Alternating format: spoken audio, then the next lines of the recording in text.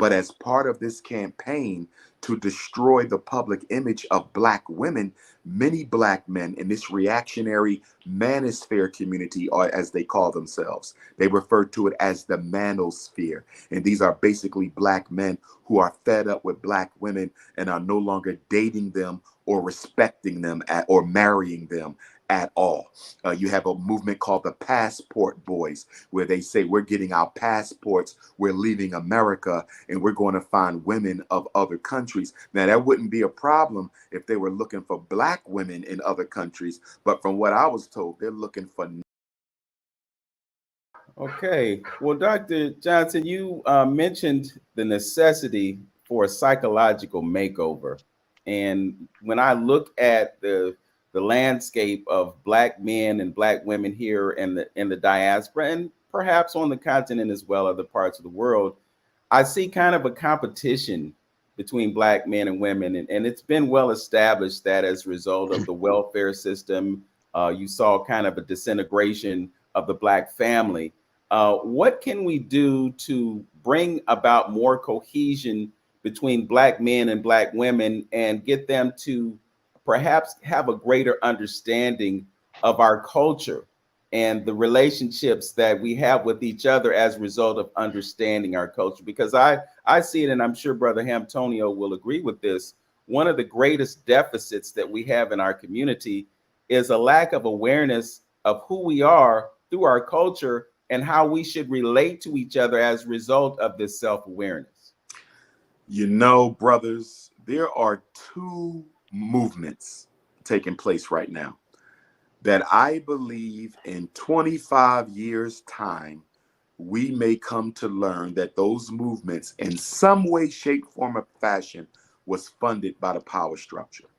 One of them is the I'm Not From Africa movement, which is gaining traction. You know, this so-called pretendian agenda where everybody wants to be a Native American with no connection to Africa at all.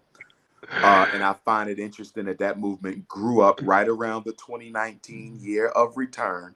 I don't think Yes. that was a coincidence. And the other movement, to your point, Baba Vince, has to do with Black men and Black women being confrontational and condemnatory towards each other. Now, don't get me wrong. As you all know, we've had a little bit of that back and forth going on ever since the economic devastation of the Black man began in the 1970s. We've always had some of that male-female conflict as soon as Black men were no longer able to be the breadwinners of the family.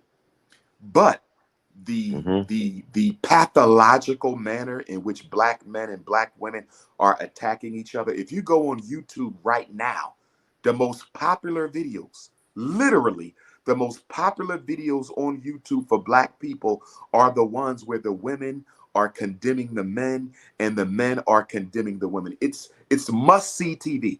Black male-female romantic conflict is must-see TV.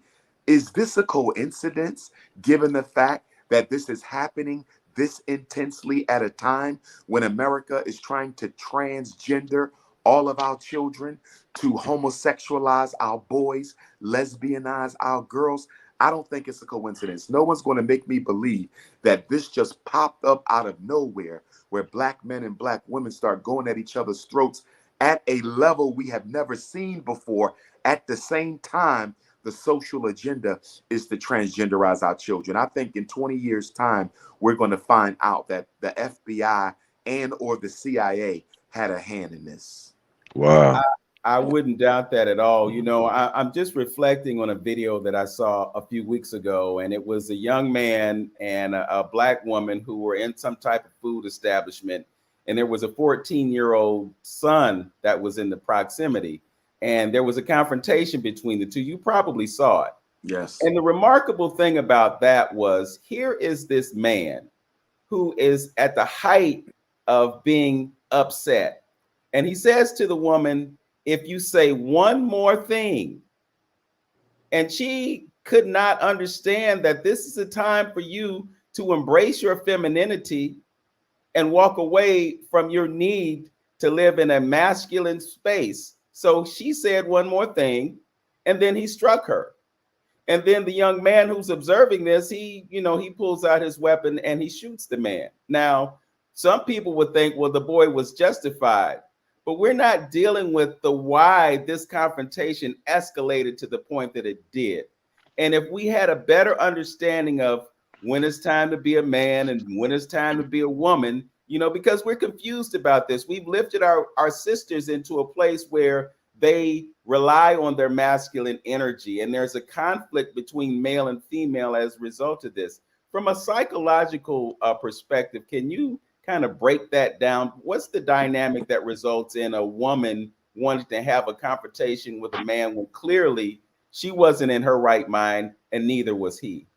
I tell you, one of the aspects of that dynamic that is most concerning to me is the fact that I am seeing women grow more comfortable with men attacking sisters.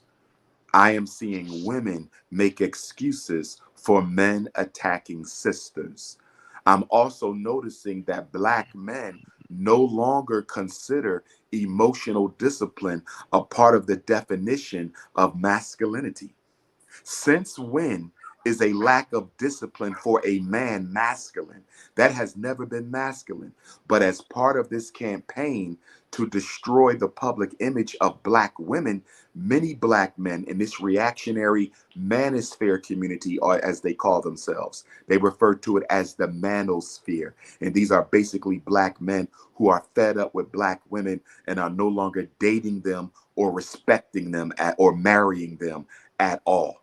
You have a movement called the Passport Boys, where they say we're getting our passports, we're leaving America, and we're going to find women of other countries. Now, that wouldn't be a problem if they were looking for Black women in other countries, but from what I was told, they're looking for non-American women who are also not of African descent. And so for me, I'm very disappointed in Black manhood in America. I'm very disappointed in Black masculinity in America, because Black men are no longer holding Black men responsible for how we treat our women. We are in an anything goes culture right now. In fact, there was a mother who whose son, her young son, he's probably about 10 years old or so. He saw that video that you're speaking about, Bob Events, of the 14-year-old who shot the man who assaulted his woman. And to be honest with you, I have to defend the young brother in what he did. Because when someone puts their hands on your mother, you have a God-given obligation to defend her honor. And so her son saw this, and she asked her son, do you think that man was his behavior acceptable in striking the woman? And guess what her son said? The 10-year-old son said she would not be quiet. He never said he should have never hit her. He said she should have be quiet. She would not close her mouth. The point that I'm making, gentlemen, is our young boys are being influenced by the violence and disrespect that they see Black men show to Black women. So if we don't get a handle on this, those young Black boys, 8, 9, 10, 11, 12, they're going to feel even more comfortable than their uncles and fathers with disrespecting Black women if we continue to allow them to see these kinds of things. Well, the real tragedy, as I see it, is that you have 3 lives that basically have been wasted. You have the young man who was out of his mind and struck this woman. Then you have the woman and the young man who are going to be impacted by that for the rest of their lives. Absolutely. We just have a few more minutes left, but I just have to get your take on this. And I know it may not be necessarily related to the whole idea of Africa and what we've been talking about, but it's just this idea of a system of patriarchy where we have these old white guys. I mean, I'm sure you saw what happened with Mitch McConnell the other day. And I'm sure you're aware of incidents that have happened with President Biden where it seemed as though all his marbles weren't there. Everybody in the world can look at this and say, what's wrong with this picture? We got these old white people, old white men, old people who have dominated our political system all this time. What is it going to take for people to put the right people in office? And I know we've talked about voting being an exercise in futility because we keep depending on a system that hasn't served us. But When are folks going to wake up and see that this is not the way we should be going? You know what the problem is? The world is under a delusion that the white man always knows best. They have basically ruled the planet for the past 500 years. Of course, the Chinese are now on the horizon of overtaking them. But most of the world is comfortable with white people in charge, even if they don't know what they're doing, because that has been our conditioning. I mean, think about it. God is a white man in the eyes of many black people. You see, so when you grow up with an image of Jesus as being a white man, why would you want anyone else at the helm of the nuclear age? Why would you want anyone else at the helm of economic order? Why would you want anyone else at the helm of education or warfare? Why would you want anyone but a white man after having the entire planet conditioned for half a millennium that they are the most intelligent, the most wise, and the most capable of making decisions? So until we crack open that falsification of European superiority, it's going to be difficult for a lot of us to really analyze white folks and decide exactly what their place should be in this world going forward. Remember, psychologically speaking, what the mind doesn't know, the eyes will never see. What the mind doesn't know, the eyes will never see. So if you've been conditioned to believe that white is always right, even when they make a mistake, you can't see it, because what the mind doesn't believe, the eyes will never conceive. Good point. Yeah, I like that. I'm gonna steal that one. Yeah, I think that kind of defines where we at conscionable as far as the people is concerned. And it's going back to what we said, about some of the Africans and some of the African Americans. I think it all boils down to this. Because when you said something about them, we're forgiven with slave and this multiculturalism and all that, and I think the Bible can contribute to some of that, turning the other cheek and get along with everybody. The thing is, when you start talking this black stuff, it's all about being accepted. Black folks with the state of mindset that we're in right now, we just want to be accepted. When Dr. Claude said that as well, when we had their time in the '60s, when they said we was wearing dashikis and everything, what y'all want? We want to be able to go to your restaurants, your stores, and your hotels, not for independence and learning how to fish. We just want to be accepted. Absolutely. Black people want participation. Every other racial group wants power. Chinese want power. East Indians want power. Latinos want power. Jews want power. Arabs want power. Black people want participation. We're the only group that is not interested in the accumulation of power. And that's why we're losing. We have just a few moments left. Dr. Johnson, I want to give you another opportunity to reach out to the folks to make donations. It's on the screen so folks can see it, but those who are listening by radio can't hear it. So if you want to kick out that information quickly. Absolutely. Donations can be made to cash.me/$FDMG school.